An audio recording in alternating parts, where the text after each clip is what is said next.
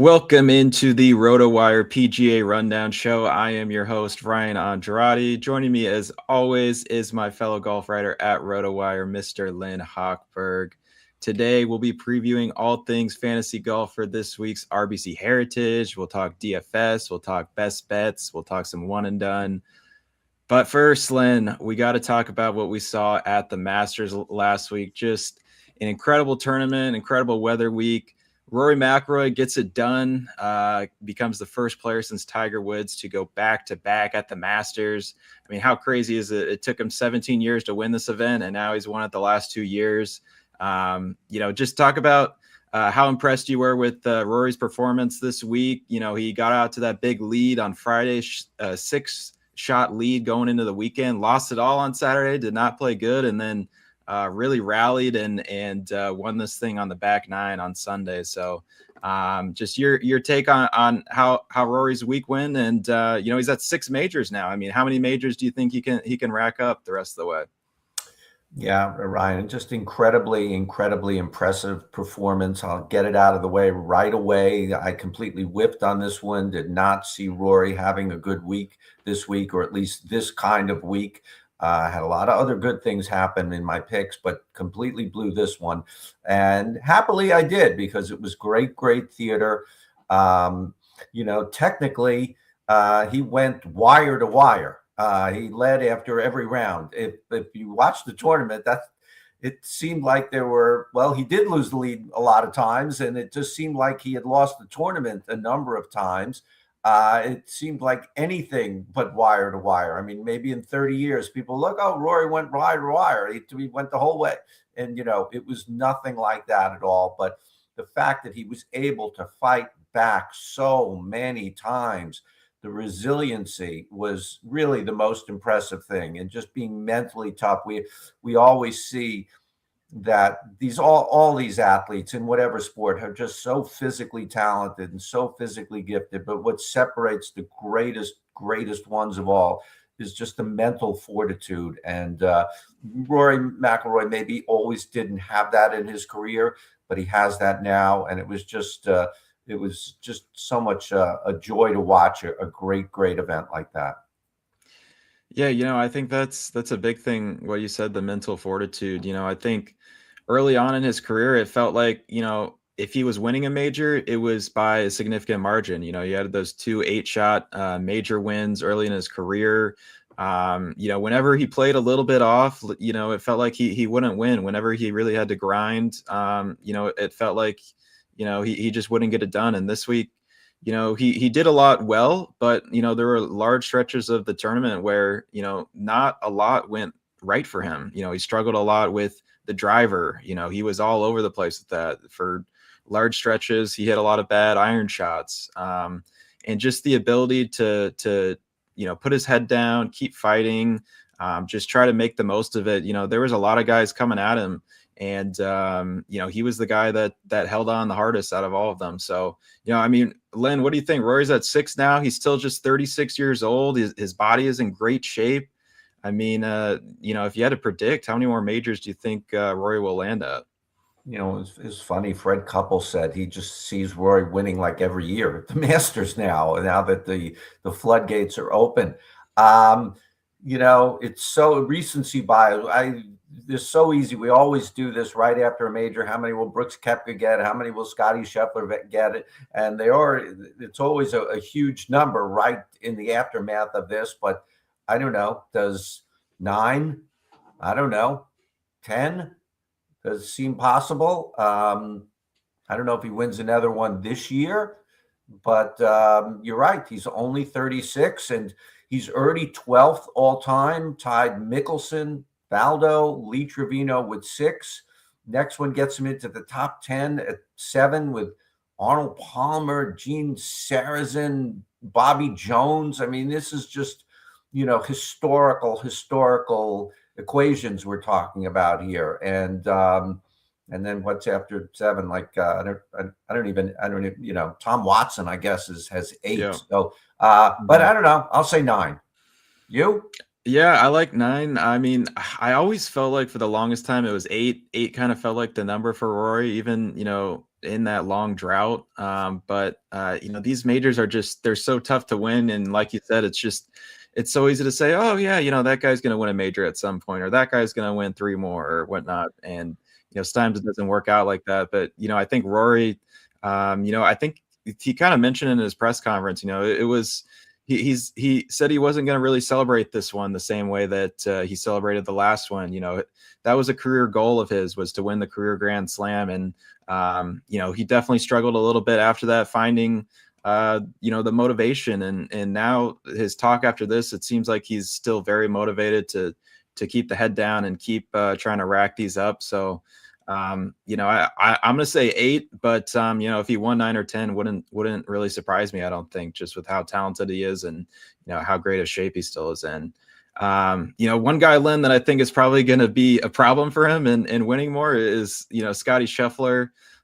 Just a flawless weekend. Went 11 under on the weekend, bogey free on the weekend, which is just unheard of at Augusta. Really it was that 74 on Friday, Lynn, that kind of did him in. He was 12 shots back going into the weekend. So where do you think Scotty lands after this weekend? Is he encouraged to kind of see the game come back, seeing the ball striking be a lot better, or is he just really frustrated that in the end he's one spot short and it's Rory McIlroy getting to 6 and now he's at 4? Yeah, well, I guess I'll jump to later in the show where I think he'll win this week. I think he will get out there. I think, reports of Scotty Scheffler's demise have been greatly exaggerated. He's clearly still Scotty Scheffler. And, even Tiger Woods, he won every 3 tournaments, can go round and round on that. But he was very impressive. The fact that he didn't bogey on the weekend, that, I read an Associated Press story that said that that's the first time at Augusta since 1942, which is basically almost the entire history of the tournament, which only goes back to 1934. To not bogey on the weekend is rarer than, I don't know, winning. It's crazy. So he's fine. He's good. He's probably a little pissed off, Mr. Competitive. They all are at this level.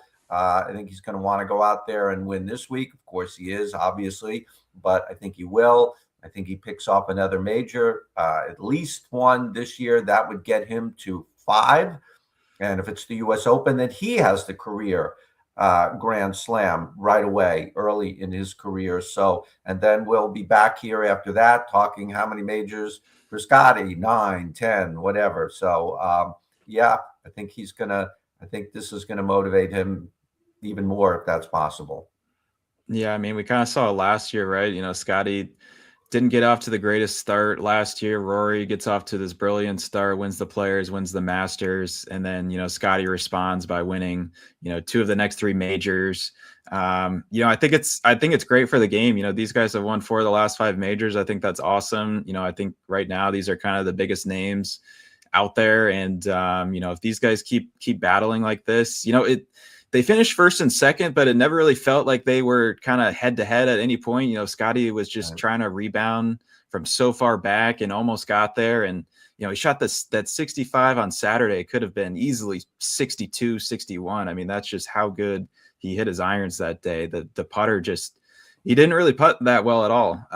And he still was right there with the chance. So yeah, I think Scheffler is well on his way to getting back to the form, we kind of thought he would be in after winning the Amex earlier this year. So definitely excited to see where he goes from here. Justin Rose, I think, was another guy that's going to be pretty frustrated. Had a 2-shot lead at one point on Sunday. Mentioned going in the week, had so many close calls. He was kind of in control of the tournament at that point. I believe he birdied 4 of the last 5 going out. And then, at that point, Rory wasn't really doing much. Nobody else was really doing much. It was kind of in his hands. And then he bogeys 11 and 12, 3 putts for par on number 13. Do you think this one might hurt even more than the 2 playoff losses he had here? Just considering, the position he was in and, how well he was playing at that time. Yeah, I think in some ways, yeah. He was he was never in control last year against Rory. He played great to catch him, but he was never the front runner. And as you said, he had 2-stroke lead. Now on the back nine at Augusta, that could be gone in 30 seconds, as we see. So I think so, but it's just still remarkable that he's playing at such a high level of golf at age 45. I mean, I guess we see it at the Masters all the time, that guys who know how to play this course can continue to play well here into their 40s or even into their 50s, and would expect him. And hey, he won a tournament earlier this year already, Justin Rose. So just a great performance. But I think you're right. I think this one will sting maybe even more, and just the cumulative nature of coming up short will just add to the sting for him. But a great week. Yeah, it was another week actually or he was another guy, I should say, that didn't have a good putting week. I mean, I watched him a lot Thursday, Friday, and he missed a lot of putts to really it was surprising that he was able to come back from some of that. I would have thought, a guy like Rose that's on the shorter end would need to have like a pretty good putting week to contend at a place like Augusta, but just goes to show you how good his ball striking was, that he was right there. But one last guy I think we should talk about before we move on to talking about the Heritage is Cam Young. He was looking to become the third straight player to do the Players Masters double. He looked like it wasn't going to be his week at all. He was kind of out of it on Thursday. He was +4 at one point, kind of fought back on the back nine there, and then shot a 67 on Friday, 65 on Saturday, grab a share of the lead. Looked pretty good early on Sunday, but the putter just kind of let him down on the back nine. It felt like I would guess, Lynn, you'd probably expect him to win a major at some point, but what do you think he has to do to come across the finish line first? Yeah, it's interesting. You mentioned Scheffler didn't putt great. Rose didn't putt great. Cam Young couldn't make a putt on the weekend. I think we go into every year, and a lot of people think that, you have to be able to putt on these greens to be able to win the Masters. And sure, if you can start sinking putts from all over the place, you're going to win any tournament pretty much anywhere. It's always the great equalizer. But Augusta, it's pretty much everything before you get onto the green is what really matters most. And yeah, I do think Cam Young is going to win. I mean, he was very close. He really didn't do anything wrong except not being able to make a putt. I mean, did he not have a bogey on the back? Did he par out the entire back nine? Probably should check this stuff before going on and saying. I think he did. I think he made all pars the back nine. So I mean, that in itself is pretty good. The back nine of the Masters on Sunday to not bogey is pretty incredible. So yeah, he's very impressive. He just hits the ball a ton. He hits the ball straight. He's a pretty darn good putter. Not making putts at the Masters there's no shame in that. Actually, avoiding 3 putts is really the key putting statistic for me at the Masters. More than making birdies is avoiding bogeys, and he did that. And he was right there. So it was a great performance by him. And, a great year. He's third in the world. Yeah. I mean, the top 3 in the world were all right there. And then Rose is top 5 in the world as well. So, you had all the big guys up there for sure. I think the key for me was 12 and 13 on Sunday. We mentioned Rose earlier. He bogeys 12. 3 putts for par on 13. Rory hits just an amazing shot at 12. Cam actually followed him and hit a really good shot as well. He doesn't make it. Rory makes his putt. The next one, they both have similar places to get the ball up and down from.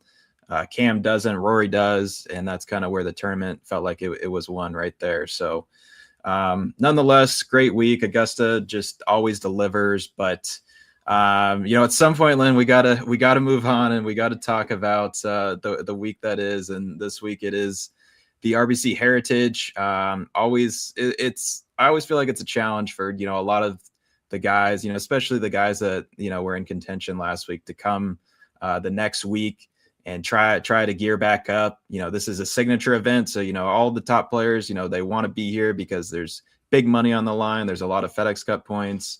I think all the big names are here, minus Rory, Justin Rose, and Matsuyama. I think everybody else is teeing it up this week.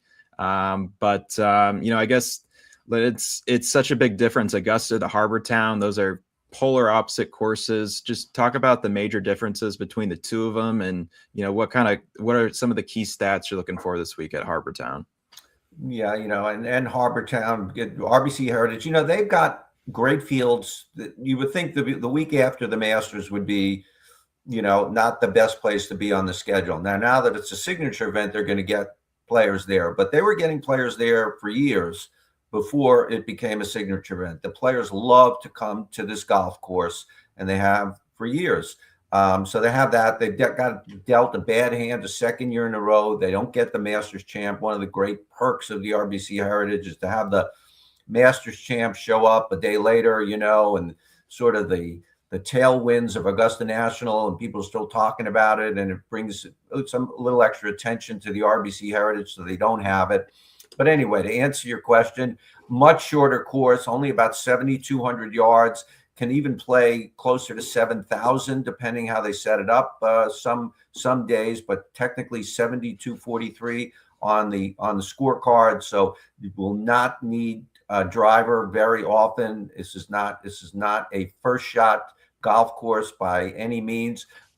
More accuracy, but we've even seen guys like last year. Justin Thomas was not accurate off the tee. He was outside the top 50 in driving accuracy, as was Andrew Novak, and the two of them went to a playoff. So it does help to be straight here, but it's not imperative. You do other things well. Tiny greens, 3,700 square feet on average, second smallest on the tour behind Pebble Beach. So the greens in regulation numbers are generally lower this week, which brings scrambling into play. I think those are the two key things for me: the second shot, the approach, and when you do miss, because you invariably will miss, is your wedge play, your strokes gained around the green, your scrambling. Novak and Thomas both had great scrambling numbers last week, and they putted well too, but even more than putting, scrambling and iron play. Yeah, I definitely agree with that. I think also, these two courses, they've got a lot of differences. But, I think one area where they're actually similar is the fact that, you mentioned if you drive it off the fairway, sometimes you can still get away with it. There's opportunities for you to be creative, for you to work the ball around some of the trees, for you to work it through some of the trouble. I don't think you want to be doing that consistently, but the opportunity is there to recover. And I think that's one of the cool things about this course. But, let's get into talking about some DFS here on DraftKings. Interesting enough, Lynn, Scotty Scheffler is cheaper this week than he was last week at the Masters, and Rory McIlroy is not in the field. So I thought that was kind of interesting. He's at 13,500. It felt like the Scheffler builds a week ago were really difficult to pull off, especially with just all the good options you had towards the top. But, do you think a Scheffler build this week is a little bit easier to pull off, just considering, the depth of this field? Yeah, it was really surprising to see him at 13.5. And as you point out, especially without McIlroy in the field, you could have seen him go up a couple of $100 to almost 15 without McIlroy there. So, yeah, I think he's going to be an incredibly popular play, and justifiably so. And as you say, you can go down into the 6,000s. You don't even have to worry about a cut this week. You're going to get every guy through to the weekend, and then you hope for the best with guys in the 6,000s. There's 82 guys in the field. It doesn't take a lot to move up the leaderboard. So, that was the big surprise for me with the DraftKings prices, was to see Scheffler so low. It's interestingly in the DraftKings Sportsbook, he's plus 370. He went, I think they took into account that he played great last week and that Rory is not here, and they adjusted his price accordingly. I don't know why he's 13.5, but I think a lot of people are going to jump on it. And I would always say, don't turn away from Scotty Scheffler or anybody who you think is going to play great just because he's going to be highly owned. You have 5 other chances to differentiate yourself from everybody else. Don't go chalk 6 for 6, but it's fine to go chalk for 1, especially when that 1 is Scotty Scheffler. It's a great way to put it, Lynn. So, if if you want to be one of those contrarian people and, you're looking for some other options out here, whether it be in the 10K range or the 9K range, who else kind of stood out to you towards the top of this board? I've been very high on Xander Schauffele. I think a lot of people have been for a number of weeks now, and he had another pretty darn good week last week, another top 10 at the Masters. But interestingly, he has not played great at this course. Surprise to me. I mean, he's top 20 the last 2 years. I think he only has one top 10 and 6 career starts here. I think that's enough of a body of work to say, okay, for whatever reason, he just doesn't play his best here. Maybe the fact that it's the week after the Masters, I don't know. But staying away from him. My other play in the 10,000s is Matt Fitzpatrick, who did not play. It was very hot going into the Masters by me and a lot of others. He did not play great, but he wasn't bad. He had a top 20 at the Masters. It's no shame in that. He was 18th. He had some his putter was bad. Another guy who didn't putt well at the Masters. I don't know who all these guys who did putt well at the Masters, because we haven't talked about any of them, but Matt, somebody had to lead the field in putting. But Matt Fitzpatrick did not have a good putting week, but he was pretty good in other areas. And he's played well here before. He's won here before. So I do like him in the 10,000. He's an even 10,000. Just because I was curious about this, Len, who actually led the field last week in strokes gained putting was Colin Morikawa. All right. I looked. I did know that. I found that. I forgot that. But yeah, that was pretty amazing. Maybe a bad back holds him, his stroke in place and stuff. He doesn't, wow. Yeah. I mean, he's never been a great putter, but if there was ever a week he really needed it, it was when he was less than 100%. I don't know where he was on the driving distance. He had to be way down there with Fred Couples and some of the older guys, because he was noticeably he looked uncomfortable, but you looked at the score, you would never be able to tell it. But Morikawa could certainly be an option this week if you want to go there. I was a little bit surprised, I guess, that he wanted to tee it up this week. I guess maybe it's another thing we got to watch before we get going on Thursday, just how that back responds to playing the Masters a week ago. But I think we all hope it gets better, because I think that just shows you that if he can contend the way he did last week, just with at what 80%, 70% or whatever he was, I think that says a lot about where his game is at and what he could do the rest of the season. So yeah, very, very impressive that he played how he did, because you're right, he looked uncomfortable. He would look walking off the green, he looked like he was having trouble walking. And so I'm a little surprised he's here. And just a little tidbit, if he would happen to withdraw, that would get Brooks Koepka into the field. And then that would get 2 more guys into the field along with Brooks Koepka. So that's a lot of dominoes to fall there, but just a little fun factoid there. And who knows if Brooks would even show up at this point, so close. I guess he would, but it's already Tuesday and presumably not there yet. So anyway, interesting. Yeah, that's a good one right there. That we'll have to watch for that for sure. Yeah, I don't know. I mean, if Brooks, these other 2 guys are probably like, Brooks, please just show up. It doesn't matter your form, just get there somehow before Thursday. But yeah, we'll see. Anyways, back to the DraftKings board here, and just going through a couple of the mid-tier. I had a couple guys that kind of just popped off the screen for me. Victor Hovland was one of them, 8,600. I thought that was a great price for him. I mean, his iron play has been so strong this year. Obviously, I think we've all kind of said it. It's going to be very, very important this week. He's top 10 in a lot of the key proximity buckets, 125 to 150, 150 to 175. I think both those will be really important. Had a really good finish on Sunday at Augusta, led the final round in strokes gained approach.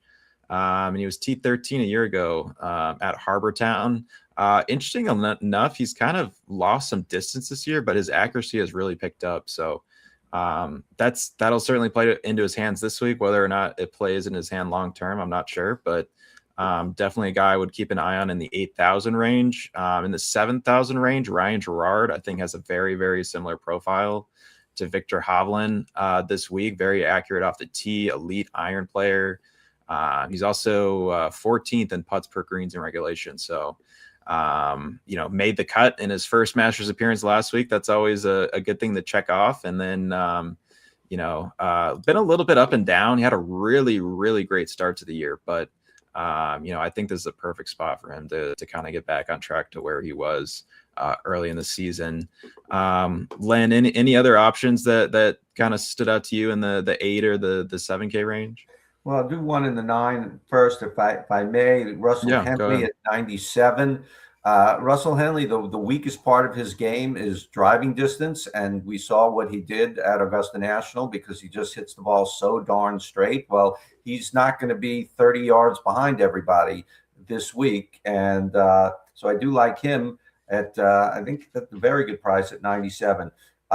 In the 7s, there are a few guys who play well here every year, and Brian Harman is an interesting guy at 7,000. He's played here 16 times. Talk about course knowledge, and I think that matters this week at Harbour Town. Any of the shorter courses with dog legs and things like that, where to leave the ball, where to miss, things like that. He was 3rd last year. He's not having a good year this year, but he hasn't had a good year for a few years, and he plays pretty well here. And at only 7,000, why not? He was 7,600 last year, finishes 3rd. They lower him $600. Sahith Theegala has played very well here. Sahith Theegala, his big issue is driving accuracy. He can't hit the ball straight. We talked about it earlier. It's not the end of the world if you can't do it here. The rough is only 1.5 inches here. It used to be 2.5 a few years back. It's now only 1.5. So it's, even if you're in the rough, it's much more manageable than it used to be. He has finished in the top 5 twice, including runner-up to 2 years ago to Scheffler, I want to say. Yeah. And he's at 7,600. So bunch of those guys there does seem to be more value down the board. And even if you play Scheffler, you could be able to get, a mid-7 or even an $8,000 guy into your lineup. Yeah, I just think this course is so fascinating because, you're going to be playing a lot of the approaches from the same area. And, it really doesn't pay to hit driver a ton around this place. I think it's just going to put you in more trouble. But, as we've mentioned, some of the guys that struggle with the driving accuracy, maybe being able to hit more irons, more fairway woods off the tee could help them a little bit. So just another thing to think about there. Value options here, Len. I mentioned it's a deep field. It's a signature event. 82 players this week, which I guess there's 10 winners that they took from the previous year that were supposed to play in the Tournament of Champions that didn't get the opportunity to, obviously, because they canceled the event. They decided to basically somewhat make the RBC Heritage the Tournament of Champions. That's why there's 82 players in the field. It'll be the largest signature event we see all year. But nonetheless, there's going to be some guys in the 6K range here who are in contention come Sunday. What are some of your favorite plays there in the 6K range? Yeah, not a lot of guys that, even though all, they will make it to the weekend, obviously, but 2 guys of note for me, looking at my notes here to the left, Matt Wallace at 6,600. Matt Wallace is in the top 90 in every strokes gained category, and top 90 may not sound great, but we were talking about 170, 180 guys. So he's in the top half in every category, which is not bad. Coming off a great finish at the Valero. He was then it needed to win to get into the Masters. He tied for 2nd. He's played this tournament 4 times before, has not been great, but he's had one good top 20. And just the fact that he's played it 4 times tells me that he should be having, some know about where to hit, where not to hit, all the nuances of this course. And so 6,600 Matt Wallace and 6,200 Tom Hoge. He's had some good success here. He's had top 20s here through the years. He's another guy who just tends to hit it very straight, not very far, very straight, not a very flashy guy. Don't expect a top 10 or anything like that, and maybe not even a top 20, but perhaps. But I think at 6,200, and he's going to get to the weekend, why not? And certainly if you're going to play Scheffler, he's a good option there. Yeah, Hoagie's a guy that it seems like he plays well on all these Pete Dye courses. It feels like he's always kind of up there in those. You mentioned obviously no cut, so all 82 players are going to be there on the weekend. Going to be interesting to see if they go all off one tee or if it's off split tees each day, even on the weekend. I never really liked that. I always like the twosome off one. Maybe there's enough daylight to do that. Maybe there isn't, but we shall see. One guy who I just wanted to mention quickly was Sanjay M, 6,700.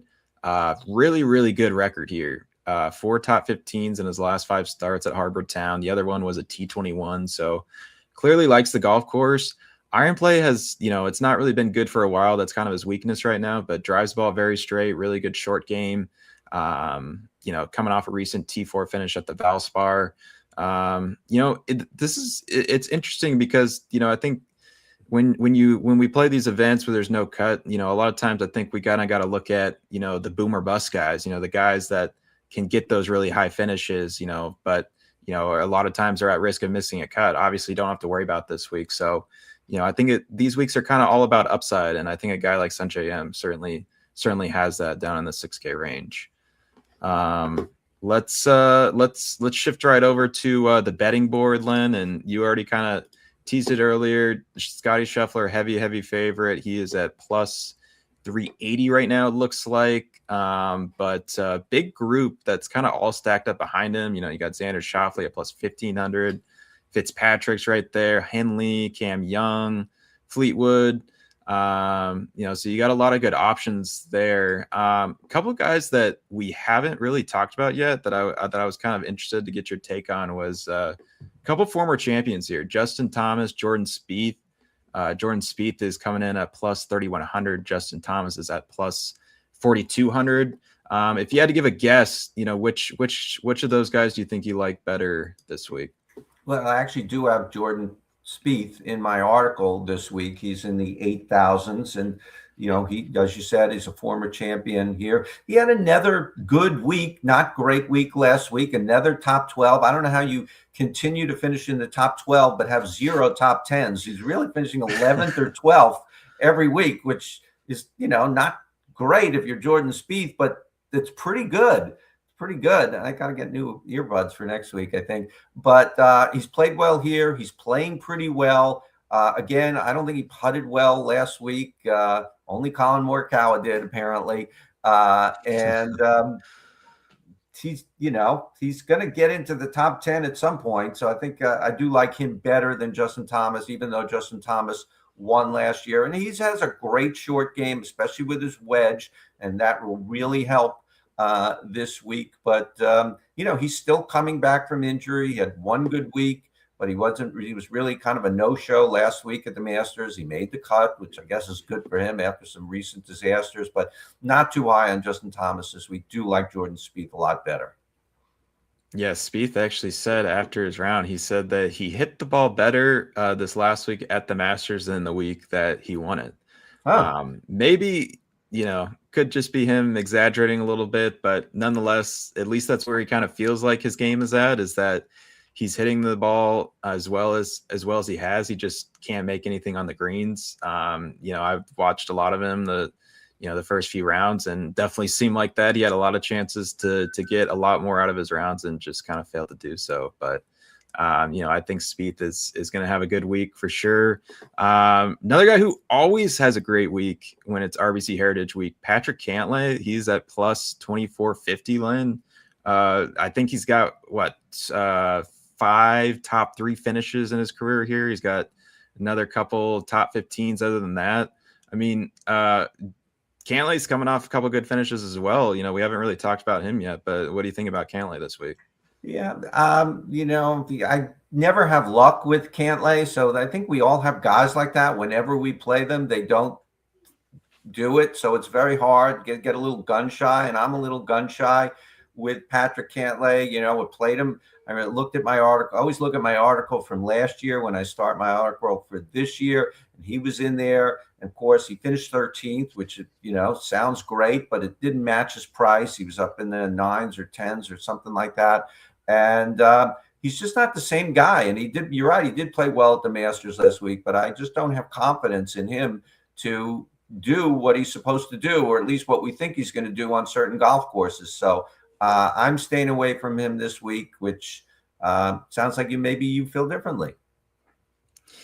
Yeah, I mean, I think he's been really quiet this year, but he still does, I believe, have 4 top 15s this year. So that's, encouraging at least. But his iron play was really good at the Masters. Short game was really good there. So I don't know if I'm going to be completely on him, but definitely one to monitor this week, just especially considering how great his record is here. He's kind of got the Luke Donald record around RBC Heritage. Luke Donald had 5 runner-ups here, and I think another couple top 3s, and but never won, which is crazy to think about. Cantlay is the same way. He's got all those high finishes, but has never won here. He lost in a playoff to Jordan Spieth in 2022, but yeah, we'll see what Cantlay does this week, Lynn. But let's get to your favorite bet of the week. Can be an outright, can be a placement.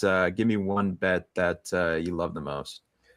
It's very easy to say Scotty Scheffler is going to win, and he's my favorite play. But I won't say that, although I do think he will win. But it's very hard to get a good number on a top 20 in an 82-man field. But I did see Brian Harman is in plus category and plus 210 as of last night on DraftKings for top 20, third last year. 4 top 10s through the years, 7 top 25s. I know a top 25 is not a top 20, but he plays well at this golf course. And he even played well last week.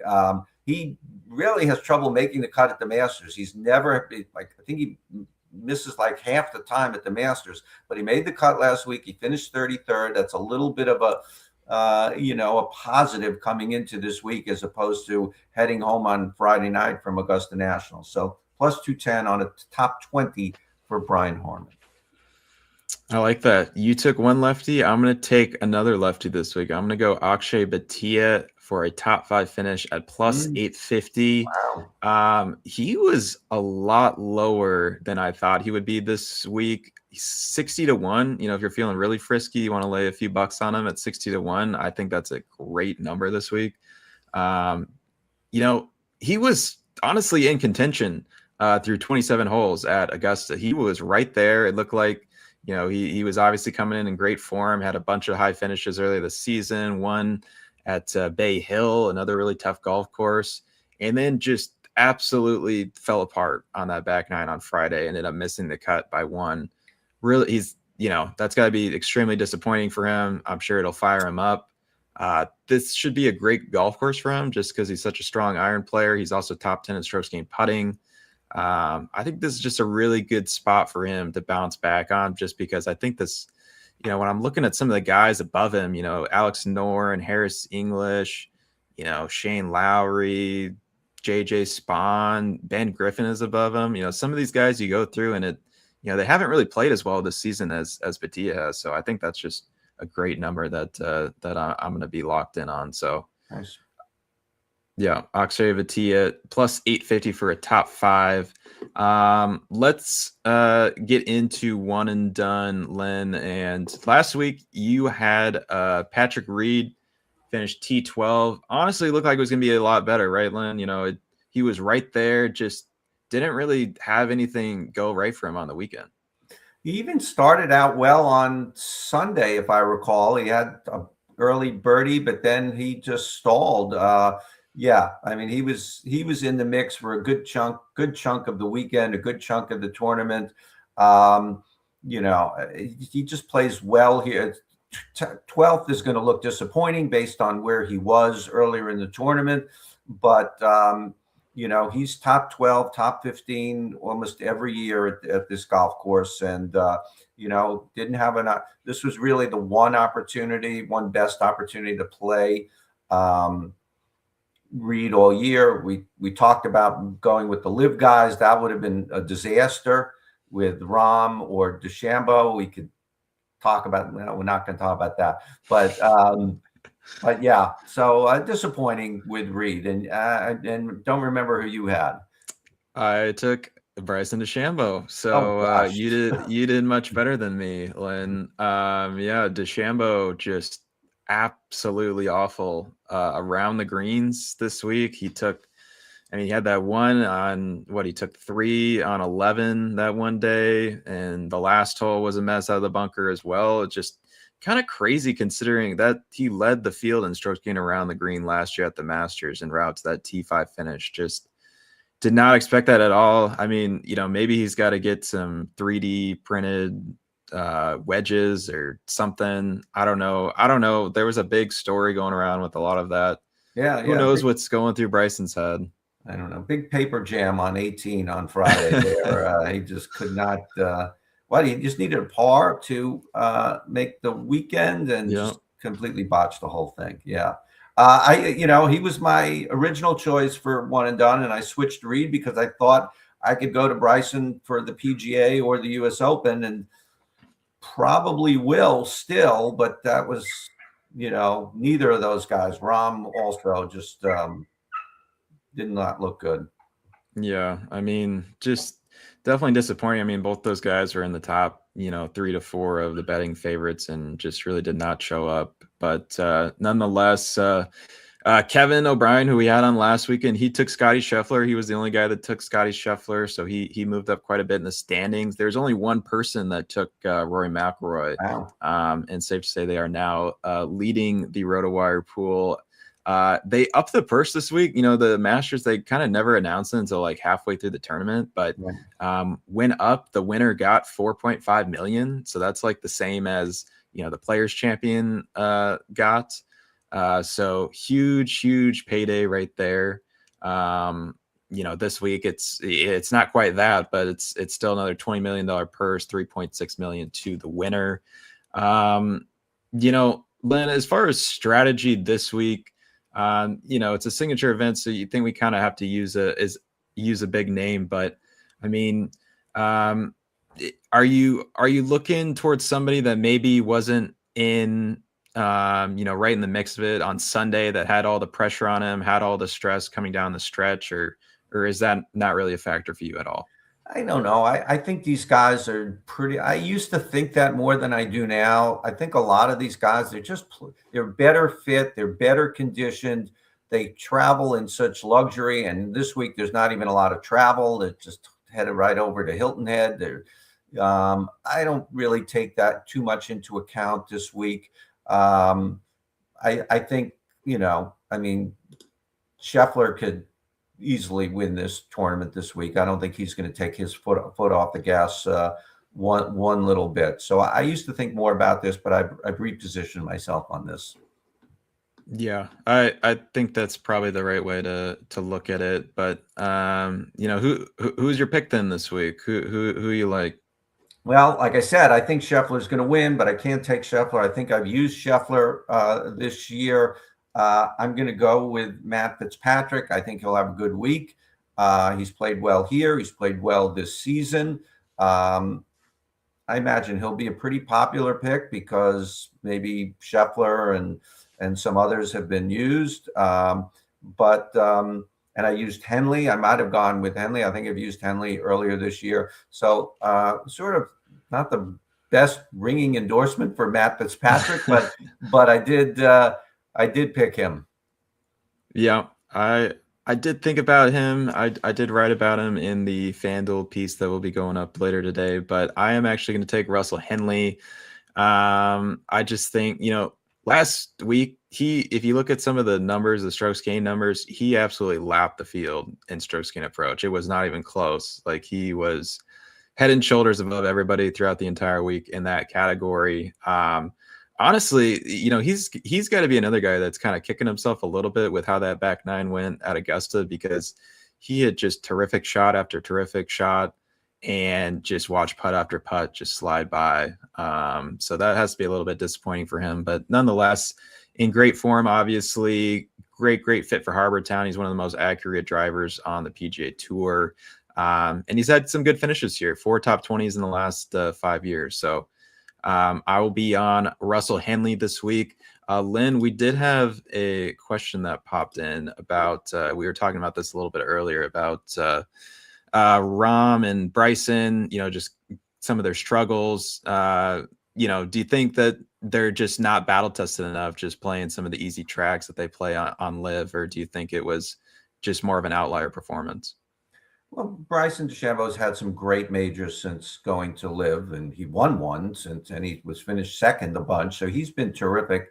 But Rahm has just not been the same player. I mean, he had some top tens last year, but he has not contended really since he's gone to Live. So I think there's some validity in the question there. They're just not. They're not facing strong competition other than themselves.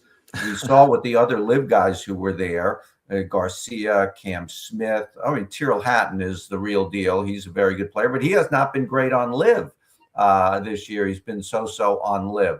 So, but I think the totality of the question is accurate. I think that Live is hurting them perform at their best in the majors, something they would never admit. Maybe down the road in 5 years, 10 years, they will. But I think that there's a lot to that.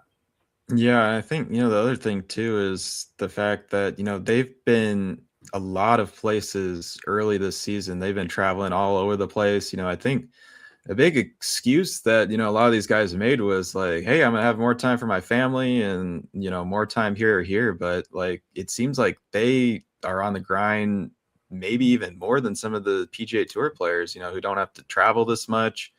The schedule this year has been kind of tough for them. So I kind of wonder if some of that fatigue kind of set in, especially, the guys that are first and second every week, like Bryson and Rahm. Certainly none of them looked up to their normal standards. So, definitely something they're going to have to look at going forward. Patrick Reed said he was returning to the PGA Tour to spend more time with his family. So, yeah. So, yeah, but I think that travel is very front-loaded. The Middle East, South Africa, Australia. I mean, you're right. That's just incredible travel. And they may do something about that. But I think the second half of the Live season is much more North American. Not entirely, but much more. Right? They were also in Hong Kong, I think. Yep. Yeah, they're South Africa I think that was the last one, but yeah, no, right. And they also didn't play for a few weeks before. Yeah. And I think in the past they did have a tournament relatively close to the Masters. So a lot of things with the Live schedule did not work in their favor. Yep, it'll be interesting to see how those guys rebound at the PGA. Len, just last week, obviously, I'll let you take another victory lap here. We did a player draft last week for the Masters. Len, yet again, took the W in that one. He had Cam Young, Justin Rose, Russell Henley, Jason Day, who all made really big runs on the weekend. So 2 for 2 so far, Len. How are you feeling? I tried very hard to blow that. I had Rory McIlroy sitting in my lap waiting to be picked, and I bypassed him for Xander Schauffele and Cam Young. And Cam Young obviously was very good, and Xander was top 10. So I got lucky there, and but got to be lucky in sports sometimes, right? Yes, Hao Tong Lee. Hao Tong Lee, I think, is still playing the 13th hole. I'm not sure. I'm not sure when we'll see him again, but it was another last place finish for me, unfortunately. Just big. All right, you're on the clock for the PGA. Yeah, big miss taking Bryson over Scotty this week for sure. I'm gonna have to look at that going into the next one at the PGA. Len, it's never too early to talk about the next major, right? The PGA Championship at Aronimink. Any early thoughts on what we might see there at all?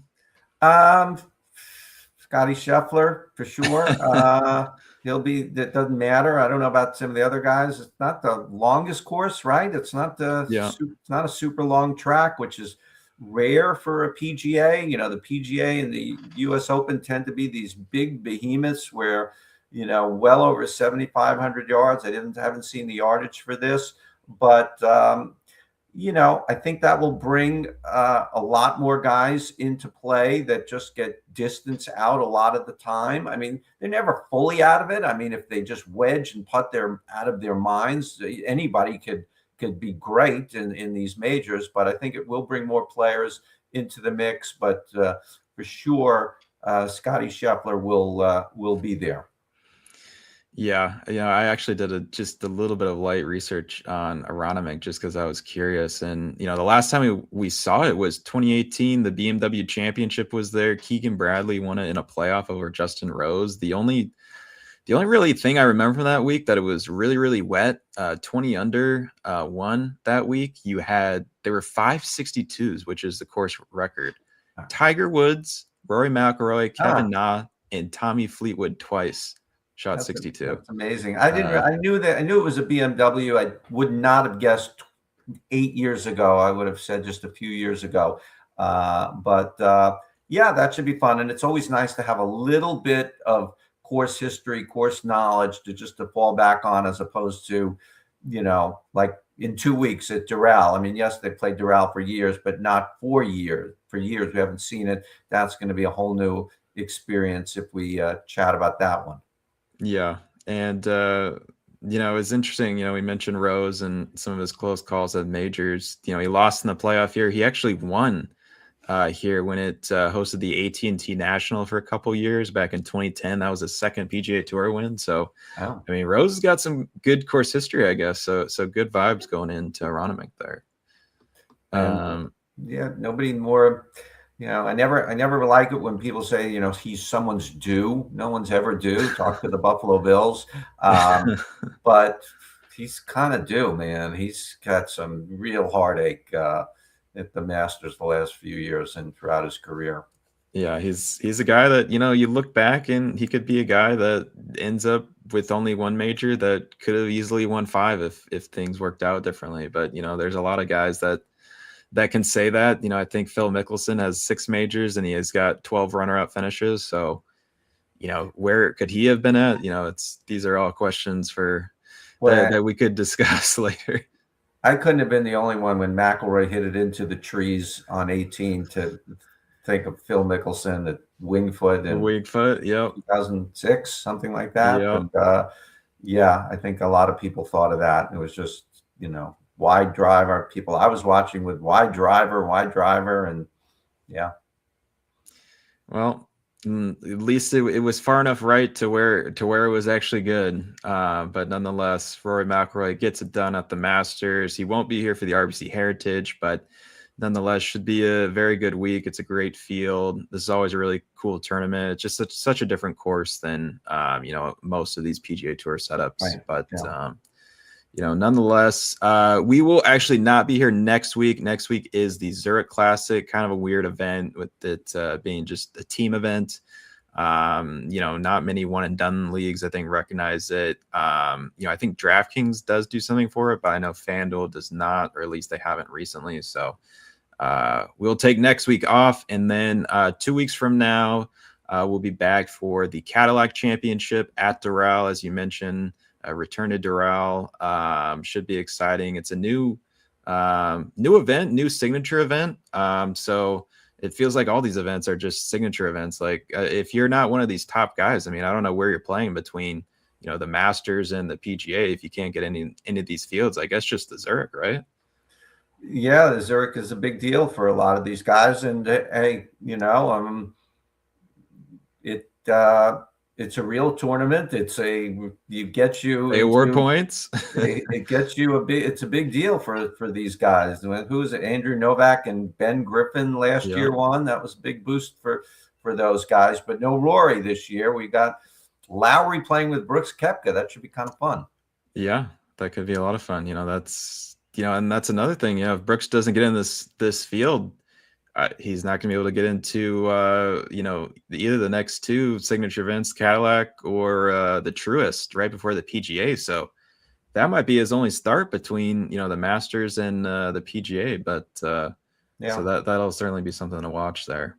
But anyways, we can wrap it up here. If you want to follow us on X, you can follow me at Roto_Ryan and then Lynn at Lynn Hochberg.